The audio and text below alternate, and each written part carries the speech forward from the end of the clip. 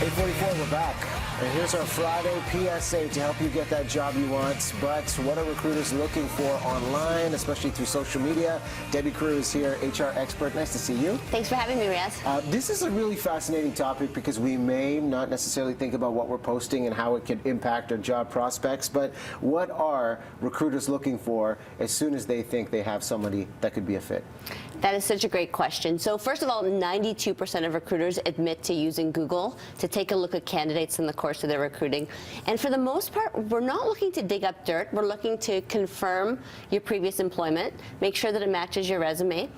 And often we're looking to see if we know mutual people, so we've got a good solid reference to be able to get some information about the candidates. What does it say if on your social media settings everything is private? Is that a red flag, or is it just, okay, this is a private person? Because whether it's Insta, Facebook's pretty open, but Twitter, you could put those privacy settings on. Does that tell recruiters anything? You know what? In many cases, it's actually a positive sign, especially if you're in a business that's not client-facing and you don't need an outward brand. It actually shows that you've been thoughtful and you're keeping private things private. So that's not a negative. Things like LinkedIn are going to be more open, and that's your professional profile that you're putting forward to the world. And you know, this is a great point, LinkedIn. One, we have a professional headshot, but two, with that write-up and job descriptions, what are some of the keys to keep in mind to make sure we're doing ourselves justice with promoting?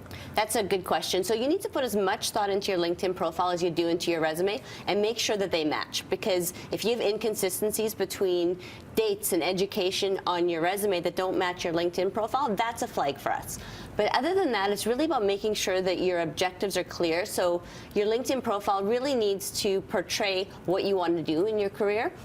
So if you're applying for a job as a web designer, I don't want to go to your LinkedIn profile and find out that you're really an HR professional. So make sure that there's good alignment there. And the overall approach to our profile online, should we just look at that as a supplement to our resume? Absolutely. That's exactly what you want to do. You take sort of the objective from your resume, and that's really where you expand on it. And a great way to do that actually is Twitter, is to take some of that information where you can be a thought leader and to be able to share some of your knowledge, relevant articles, to really show that you're passionate about the industry and that you actually know what you're talking about. Okay, another idea that you came up with, Google Alerts. This one's good to be in the know.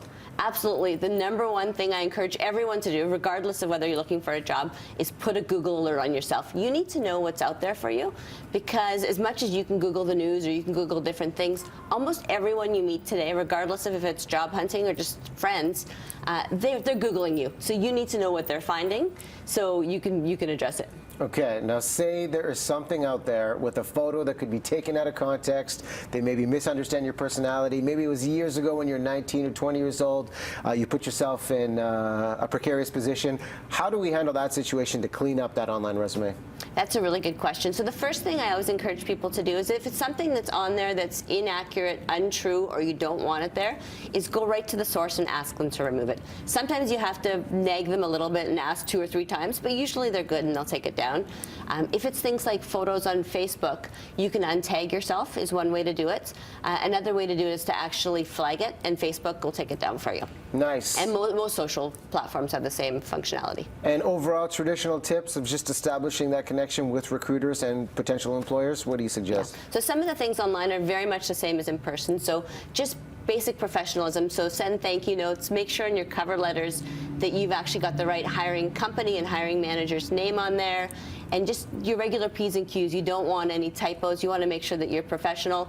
And online is just an extension of communication in person. Paying attention to the details. Listen, Debby, great information here. InspiredHR.ca. That's the website to follow along and be on top of our online game. Great to meet you. Thanks.